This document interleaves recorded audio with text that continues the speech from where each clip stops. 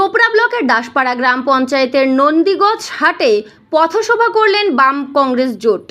দার্জিলিং লোকসভা কেন্দ্রের বাম সমর্থিত কংগ্রেস প্রার্থী মনীষ তামাংয়ের সমর্থনে এদিন পথসভা করা হয়। এদিনের পথসভায় উপস্থিত ছিলেন কংগ্রেসের ব্লক সভাপতি মোহাম্মদ মসির উদ্দিন, সিপিএম চোপড়া 2 নং এরিয়া কমিটির সম্পাদক বিদ্যুৎ তরফদার, সিপিএম নেতা দবিরুল ইসলাম, কংগ্রেস নেতা নাজিম উদ্দিন সহ আরও অনেকে।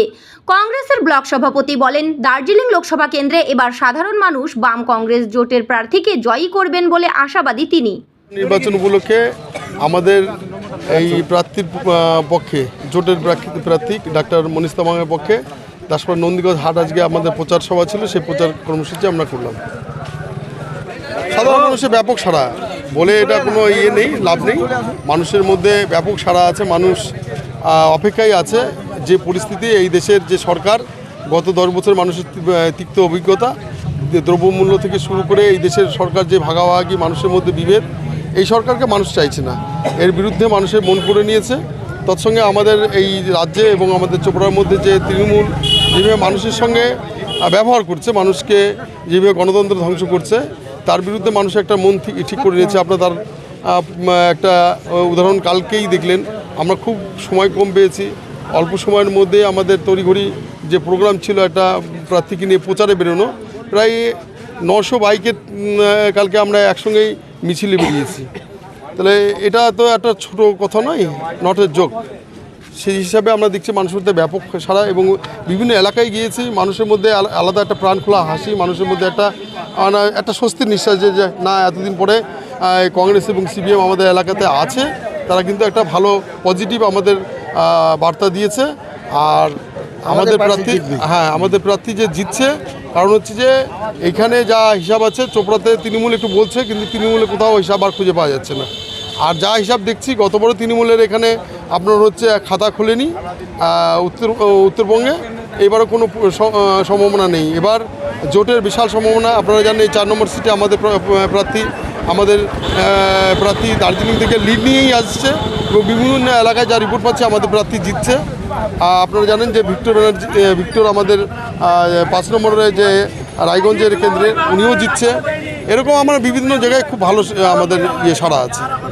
দেখুন, আমাদের তো প্রচারে একটু দেরি হয়েছে, এটা স্বীকার করে নিতে হবে। তৎসঙ্গে আজকে আমাদের নন্দীগঞ্জ আছে স্টেট কর্নার ছিল আমাদের জোটের পক্ষ থেকে।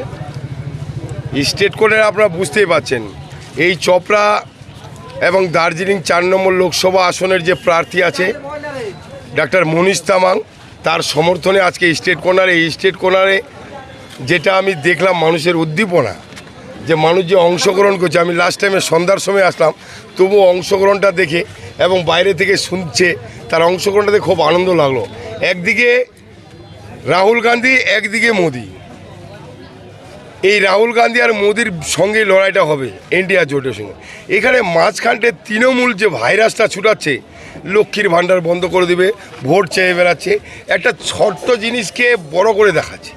তৃণমূল তো কিছু না, ফ্যাক্টর না। এই দেশের নির্বাচনে তৃণমূল কোনো ফ্যাক্টর না, অথচ তৃণমূল একটা ফ্যাক্টর হয়ে কথা বলতেছে। মানে আমাদের প্রার্থী যেতে যে আমাদের যে বিধায়কের বউও বেড়াচ্ছে ভোট কালেকশন করে। এটা কি বিধায়কের ভোট নাকি? এটা গ্রাম পঞ্চায়েতের ভোট? এটা কি এমএলএ ভোট আছে? এটা দেশের ভোট আছে, দেশের জন্য ভোট চাইতে হবে।